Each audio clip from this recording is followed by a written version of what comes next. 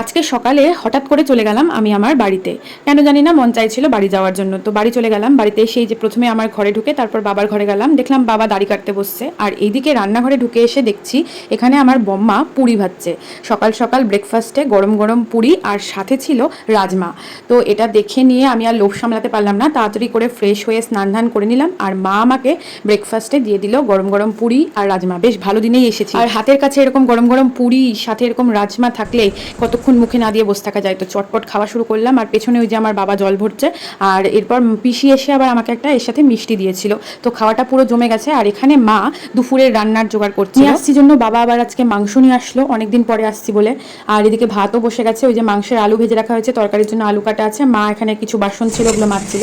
তো আজকে মেনুতে দেখো শুক্তো, গাঠি কচুর তরকারি আলু দিয়ে, আর চাল কুমড়ার একটা তরকারি, আর তার সাথে মাছের ডিমের বড়া করে ঝোল। আর এদিকে চিকেনটাও একদম রেডি হয়ে গেছে।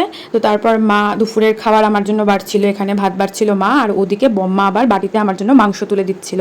তো দুজন মিলে আমাকে খেতে দিচ্ছে। বেশ এলাহি ব্যাপার। এতদিন পরে গেলে একটু আদর যত্নটা আলাদাই হয়। তো আমি খাবার নিয়ে খেতে বসে পড়লাম। গাঠি কচুর তরকারিটা আমি নিই, ওটা আমি অতটা পছন্দ করি না। তো শুক্তো, চাল কুমড়া আর মাংস সাথে লেবু নিয়ে খেতে বসে পড়লাম। তো বেশ টেস্টি হয়েছিল রান্নাগুলো। অনেকদিন পর বাড়ির খাবার খাচ্ছি, তো বেশ ভালো লাগছিল। আর গপ গপ করে খাচ্ছি, দেখতেই পাচ্ছ তোমরা। আর খাওয়া দাওয়ার পরে পিসির ঘরে আমি আর ভাই রেস্ট নিতে বসছি। রেস্ট নেওয়া তো নামেই। তারপর কি করছি, এই যে আমার পিসি অনেক রকমারি খাবার পিসির ঘরে থাকেই সবসময়। তো সেই খাবারগুলো আমি আর ভাই এক এক করে খাওয়া শুরু করছি। কেক, চকলেট, বিস্কুট, চানাচুর সবকিছু খেয়ে একদম আমরা শেষ করে দিচ্ছিলাম। পিসির দিকে চিৎকার করছে।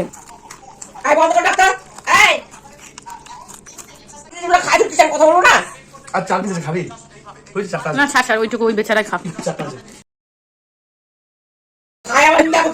কিরে ভাই, কেমন রে, কেমন?